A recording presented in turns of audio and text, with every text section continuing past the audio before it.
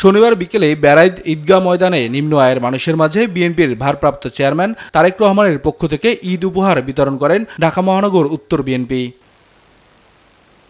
সেখানে উপস্থিত হয়ে ঢাকা মহানগর উত্তর বিএনপির আহ্বায়ক বলেন, বিচার ও সংস্কারের নামে নির্বাচন পেছানোর অপচেষ্টা চলছে। এই বিচারের নামে, এই সংস্কারের নামে দয়া করে নির্বাচনকে পেছানোর অপচেষ্টা করবেন না। আর বিএনপি মহাসচিব বলেন, অন্তর্বর্তী সরকারের প্রতি সমর্থন আছে, তবে অনির্দিষ্টকালের জন্য নির্বাচন পিছিয়ে দিলে তা জনগণ মেনে নেবে না। সরকার যে আছে এটাকে আমরা সমর্থন দিচ্ছি। আমরা চাই যে সরকার খুব দ্রুত তারা সবকিছু ঠিকঠাক করে নির্বাচন ব্যবস্থা দেবে।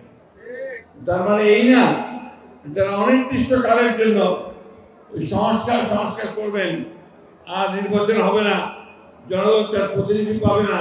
এ সময় হুঁশিয়ারি দিয়ে বলেন, জনগণের স্বার্থ যদি উদ্ধার না হয় তবে বিএনপি আবারও রাজপথে নামবে। জনগণের স্বার্থে যদি কোনো বিঘ্ন সৃষ্টি করা হয় তাহলে বিএনপি আবার মাঠে নামবে। আমি কথা বলছি এই জন্যে যে আমাদেরকে প্রস্তুত থাকতে হবে। ষড়যন্ত্র হচ্ছে, চক্রান্ত হচ্ছে দেশে বিদেশে, আপনাদেরকে আবার আপনার ভোটের অধিকার থেকে বঞ্চিত করবার জন্য আমরা সেটা হতে দেব না। দেশি বিদেশি ষড়যন্ত্র রুখতে ঐক্যবদ্ধভাবে কাজ করার আহ্বান জানান বিএনপি মহাসচিব।